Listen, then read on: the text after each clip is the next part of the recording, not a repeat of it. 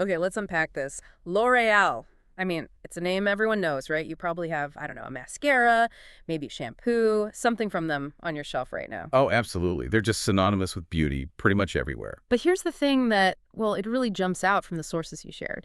This massive global company, valued at, what is it now, June 2025, around 204 billion. That's right, which is about 233 billion US. Just a staggering number. And it's largely controlled, or at least profoundly influenced, by one woman, Françoise Bettencourt Meyers. And the kicker is, you've almost certainly never heard her speak publicly, ever. It really is an amazing contrast, isn't it? Huh. You look at the sheer scale, the global footprint, and then the person right at the top, Françoise Bettencourt Meyers. I mean, the sources point out she's one of the wealthiest people on Earth. Richer than Oprah, the note said. Exactly. But she keeps this incredibly low public profile.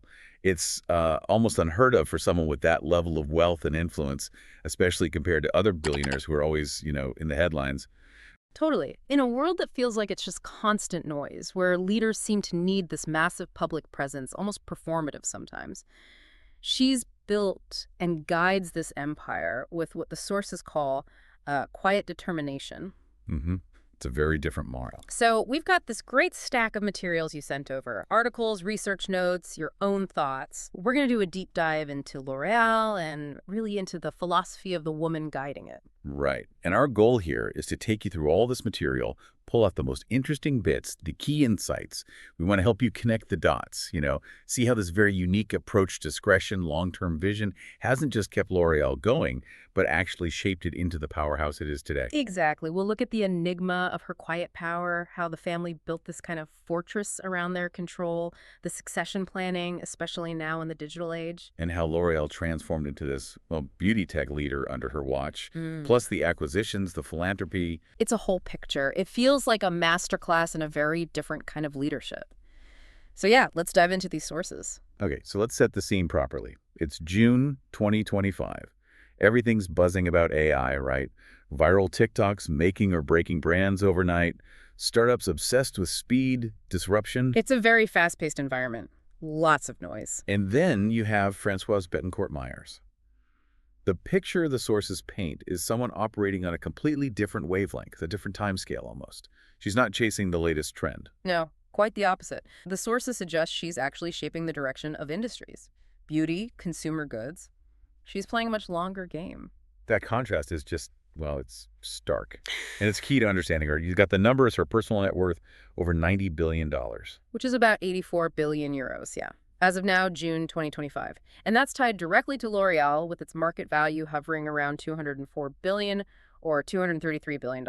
And the sources are good about giving both currencies, which really drives home the global scale we're talking about. It's immense financial weight. Right. But the central puzzle, the thing the sources keep coming back to, is this. How does someone so private, someone who basically never gives interviews, wield that much influence? How does she steer a company like L'Oreal? Especially a company that's so consumer-facing, Hmm? beauty, lifestyle. Yeah. These usually thrive on visibility, on personality. Exactly. So how does the quietness work? The sources argue it's not about showmanship or a celebrity brand. They talk about her leveraging a quiet legacy into generational dominance. And they back that up. They point to specific things. L'Oreal's big push into AI for skincare, these huge multi-billion euro acquisitions they're making, the incredibly smooth multi-generational succession planning. Which we'll definitely get into. And their leadership on ESG, environmental, social, governance. These aren't quick PR wins. They're deep, strategic moves, long-term commitments. It really makes you stop and think about what power actually looks like today, doesn't it? What strikes you right away about this contrast, this huge wealth and power, combined with almost total public silence, it feels so counterintuitive. It really does. It suggests that maybe the kind of influence that builds and sustains an empire over decades not just makes a quick fortune, operates differently. It's less about the personal brand, maybe. Less about the constant tweeting or posting. Right. More about strategic foresight, structural control, embedding values deep in the company. Yep. It makes you wonder, is quiet strategic action actually more powerful in the long run than, grabbing headlines? The L'Oreal story, based on these sources, seems to argue yes. It certainly makes a strong case for it. Okay, so let's dig into how she actually built that strength, that fortress. Let's start with the family's control. All right, the foundation. The sources really shine a light on how the Bettencourt family, with Françoise at the helm strategically, has managed to keep such a tight grip on L'Oréal. It's quite different from other dynasties where power gets diluted over generations. Yeah, this is absolutely fundamental. You can't really understand L'Oreal's strategy without understanding this ownership piece. The key mechanism, as the sources detail, is that significant controlling stake. As of March 2025, Françoise and her family control over 34.76% of L'Oréal's shares. And it's not just scattered individual holdings. No, crucially, it's consolidated through Tethys, their Yeah. private investment company. That structure is key. And that number, 34.76%, the sources stress it's not just symbolic. What does it actually give them in terms of power? It gives them immense strategic power, essentially a veto over major decisions. We're talking about big things, mergers, acquisitions, significant changes to the company rules, and crucially, who leads the company at the very top. So the family, through that stake, effectively gets the final say on the really big stuff. Precisely. And this is where the sources draw that really interesting contrast with most other big public companies. Right, where the CEO is always worried about the next quarter's earnings report. Exactly. Constantly under pressure from a diverse shareholder base. The markets, often leading to short-term thinking. Maybe cutting R&D or long-term investment to boost immediate profits. But L'Oréal, because of this family anchor, they can play a different game. A much longer game. They're shielded to a large extent from those immediate market demands. They can afford to be patient. They can invest heavily in R&D, in new tech, in sustainability, even if the payoff is years down the line. The sources explicitly call this control a source of stability, which makes sense in the beauty industry, right? It changes so fast. Incredibly fast. Trends shift constantly. This control means L'Oréal doesn't have to panic or pivot wildly with every new fad. They can evaluate things strategically against their long-term vision. The sources frame it as pursuing endurance over short excitement. And why is maintaining that control so vital? Is it just about family wealth? Well, that's part of it, surely. But strategically, it's about allowing the company to stick to its knitting, to focus on that long game. It prevents them from being forced into reactive, short-sighted decisions by external pressures. It provides consistency. Yes, and the sources argue this stability benefits everyone, not just the family. The employees worldwide, the suppliers, the operations in 150 countries, they all benefit from a steady hand at the tiller, less prone to the kind of disruptive shifts or activist investor pressures you see elsewhere. So it creates a culture that values patience, science, long-term thinking. Which is increasingly rare. The sources really hammer this home. The ownership fortress isn't just history, it's a live strategic asset. It underpins their whole approach and explains a lot about their enduring success. Control, when used wisely like this, can be the ultimate advantage. It allows them to be strong and deliberate rather than just reactive. Exactly. And that foundation then enables them to be incredibly strategic in other areas, like playing for the future and embracing change. Which brings us neatly to succession and governance. How has Françoise handled that, ensuring the legacy continues but also stays modern? Ah, yes, the succession piece. The sources portray this as another area of meticulous long-term planning, not something left to chance. And her own role on the board was quite long-standing, wasn't it? Oh, absolutely. She joined way back in the late 1990s. So for nearly 3 decades, before stepping down from the board itself recently, she was a constant presence, not just a name on the list either. Right, she was active. Very active, served on key committees, sustainability, audit, nominations, ensuring that family perspective was always there, guiding the governance, but without meddling in daily operations. And there was that detail about her attendance. Yes, the 100% attendance rate at board meetings in 2022. That really tells you something about her level of commitment. It's not ceremonial. And while doing all that, she was preparing the next generation, her son, Jean-Victor Meyers. Exactly. The sources highlight this deliberate grooming process. He joined the board back in 2012. And he was pretty young then, right? Only 25? He was. Which, as the sources point out, would be unusual, maybe even seen as risky in many other large public companies. Nepotism concerns, perhaps. But Françoise didn't just hand him the seat. The sources describe a slow, intentional process, immersing him in the culture, in governance, exposing him to the global operations over many years.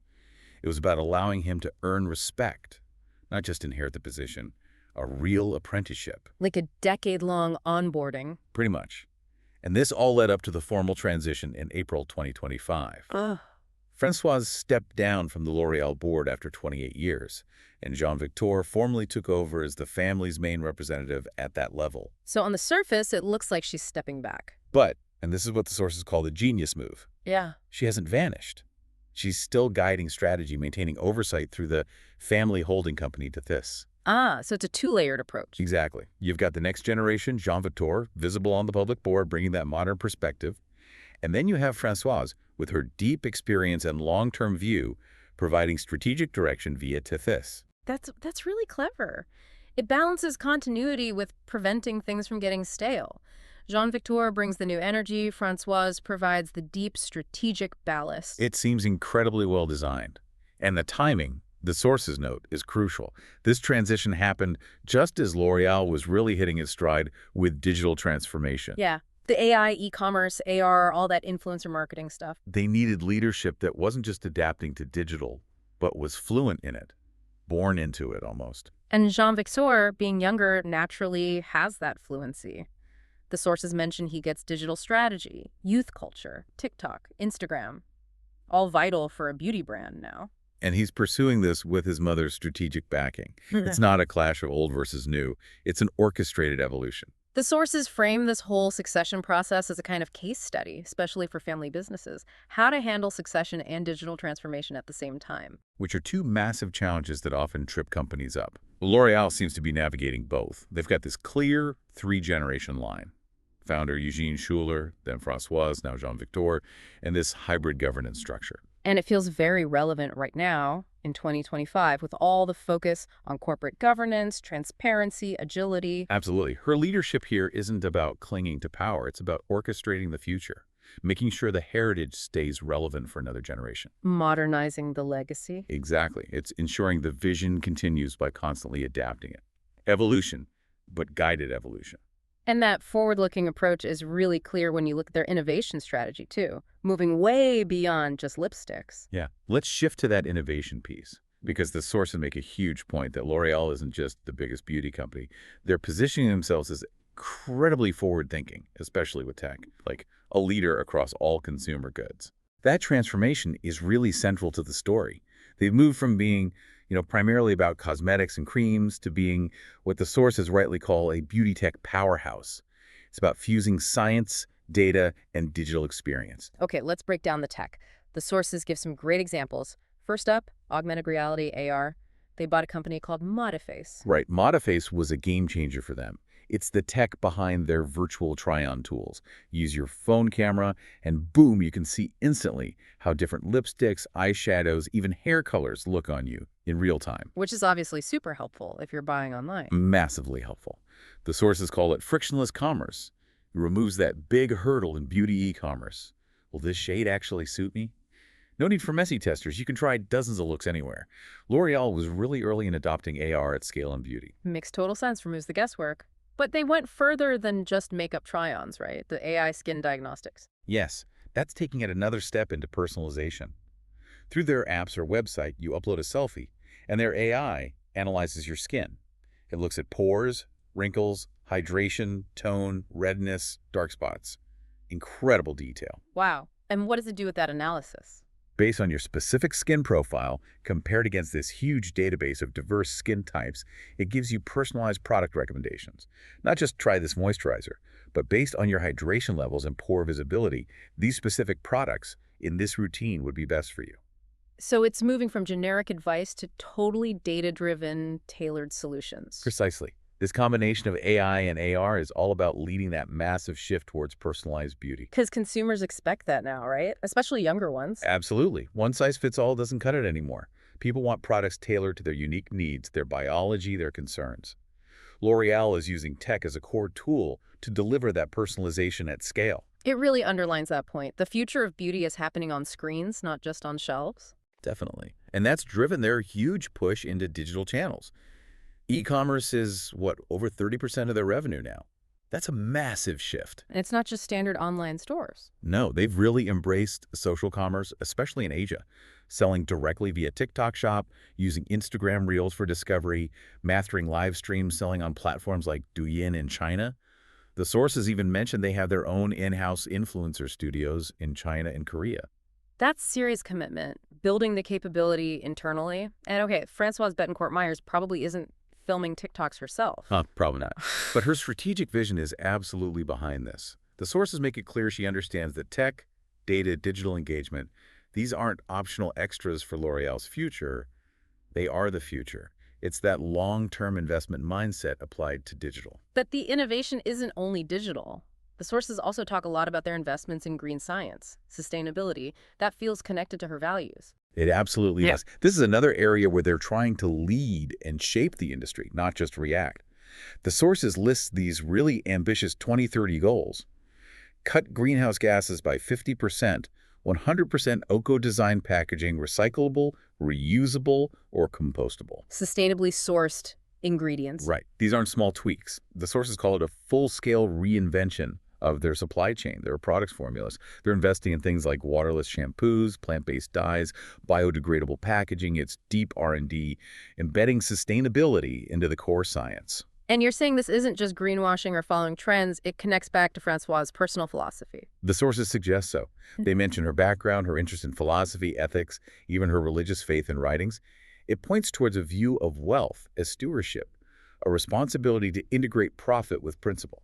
Like that quote, what is passed on must be passed on with purpose. Exactly. It suggests the company needs to stand for more than just profit. It needs to operate responsibly. And the results of all this innovation, the tech, the sustainability, are pretty clear. Yeah, the sources argue that while competitors were playing catch-up on digital, L'Oreal was leading. They were shaping digital behavior with AR and AI, not just adapting. This proactive approach across tech and sustainability is why they remain dominant. It all feeds into that $204 billion valuation built on quiet, calculated, and increasingly values-driven transformation. And this drive for growth also shows up in how they expand through acquisitions, right? Buying smart. Okay, let's look at that external growth piece, acquisitions. The sources talk about L'Oreal mastering the art of buying smart, not just building organically.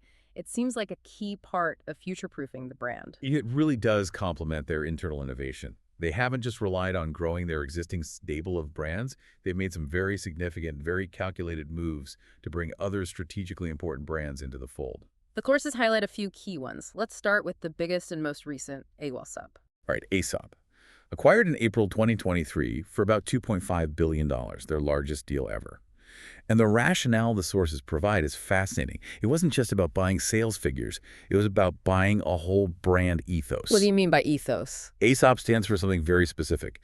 Minimalist design, high-quality plant-based stuff, a big focus on sustainability, ethics, this sort of ritualistic self-care vibe. Yeah. It's more than just soap. It's a lifestyle philosophy. Why did L'Oreal want that philosophy? Because it connects powerfully with key growing consumer groups. The conscious consumers, millennials, Gen Z, who prioritize exactly those things. Sustainability, authenticity, design, wellness.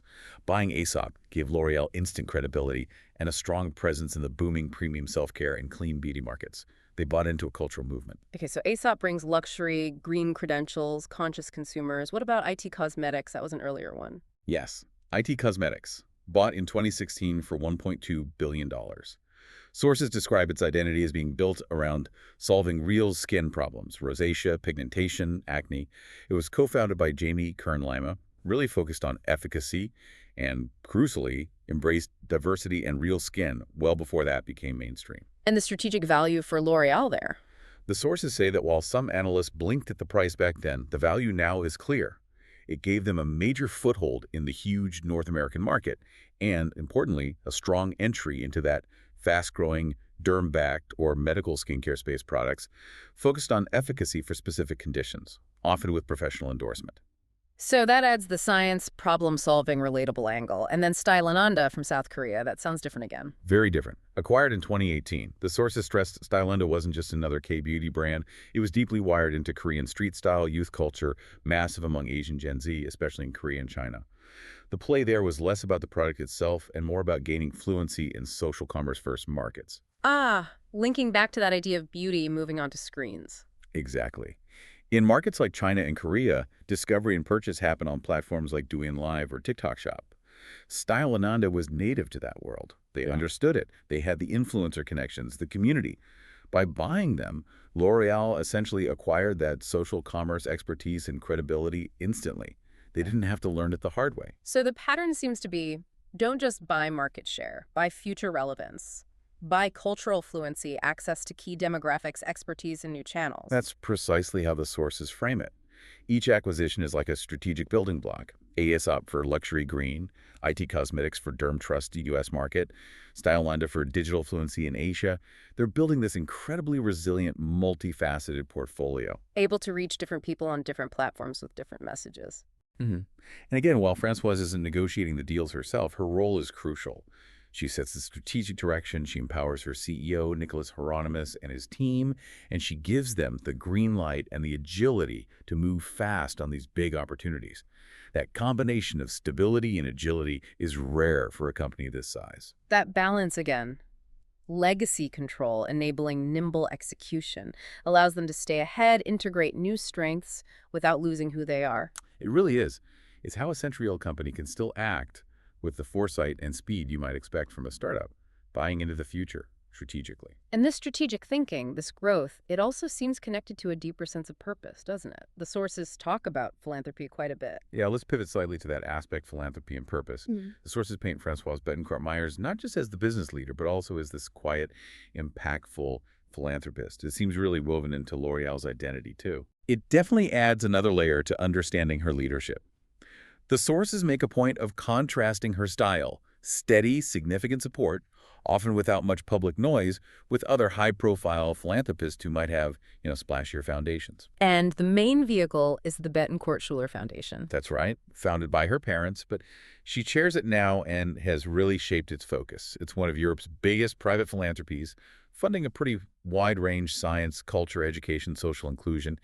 It seems to reflect a broad commitment to societal well-being. The sources use the Notre Dame donation after the fire as a really concrete example of this. Yes, that was such a huge moment in 2019. The family and L'Oreal pledged about $226 million, then very quickly towards the restoration. The courses are careful to frame it less as a PR move, though it was positive PR, and more as a genuine statement of values-preserving culture heritage. And importantly, they note it was done quietly, decisively, no strings attached, just a commitment.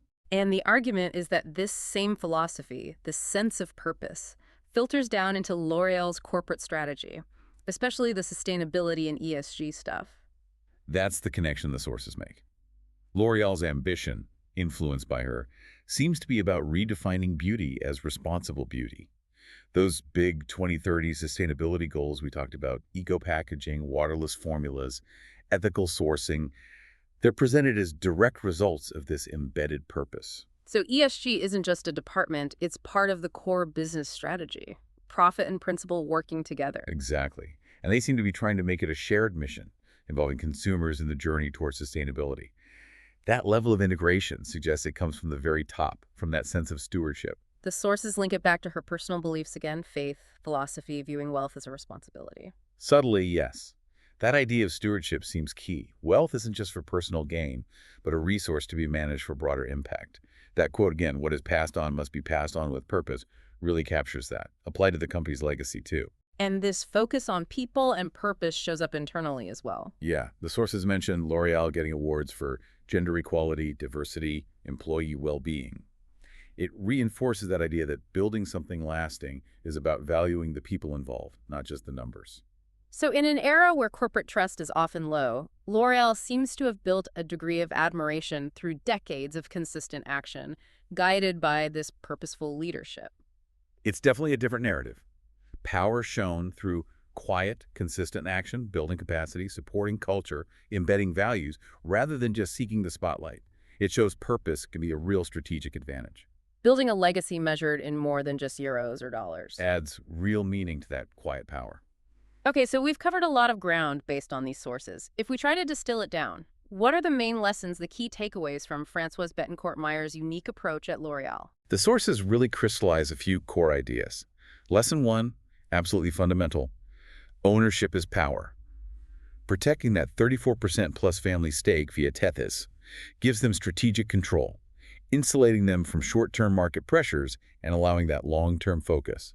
Holding on to that control has been key. Makes sense. Lesson 2. Legacy needs planning, meticulously. The smooth succession to Jean-Victor wasn't luck. It was decades of deliberate preparation. This avoids the drama and pitfalls that often sink family businesses by the third generation. Right, the long apprenticeship. What's lesson 3? Innovation requires boldness. Despite its size and age, L'Oreal hasn't sat still. They've aggressively embraced AR, AI, personalization, green science, e-commerce. They invested in building the future, becoming a beauty tech leader, not just reacting to it. Okay, and lesson 4? Values are strategy, not just talk. Embedding sustainability, diversity, science, culture into the core operations makes these real differentiators. Aligning profit and purpose resonates with consumers who want brands to stand for something. And the final lesson may be the most personal one about her. Quiet strength is still profound strength. Her leadership style, the lack of public visibility, the focus on behind-the-scenes strategic action proves you don't need constant noise or trend chasing to build massive, enduring influence. Consistency, humility, depth, a long-term mindset channeled through family control and ethical leadership that builds empires that last. It's a really powerful counter-narrative to the typical image of a modern billionaire leader. It really is a different model of influence, more stewardship, perhaps. So wrapping up this deep dive, we've traced the threads from the sources, the quiet power of Françoise Bettencourt Meyers, the fortress of family control, L'Oreal's evolution into beauty tech, the smart acquisitions, the planned legacy, the embedded purpose. It really paints a picture of immense intention, long-term vision, operating on a different level than just chasing quarterly results. And it brings us back to that final thought from the sources, that Françoise Bettencourt Meyers offers a kind of blueprint, maybe not just for business, but for a different way to wield influence, to build something lasting. And that idea, wealth means nothing without purpose. That really resonates, doesn't it? Especially today. If wealth or influence are just tools, what's the actual purpose you're building towards? Whether it's a global empire like L'Oreal or just something important in your own sphere, what gives it meaning? It's definitely something to reflect on, drawn from this story of quiet, purposeful, generational dominance. A truly fascinating deep dive indeed. Well, thank you for sharing all these sources and letting us explore this together. It's been incredibly insightful.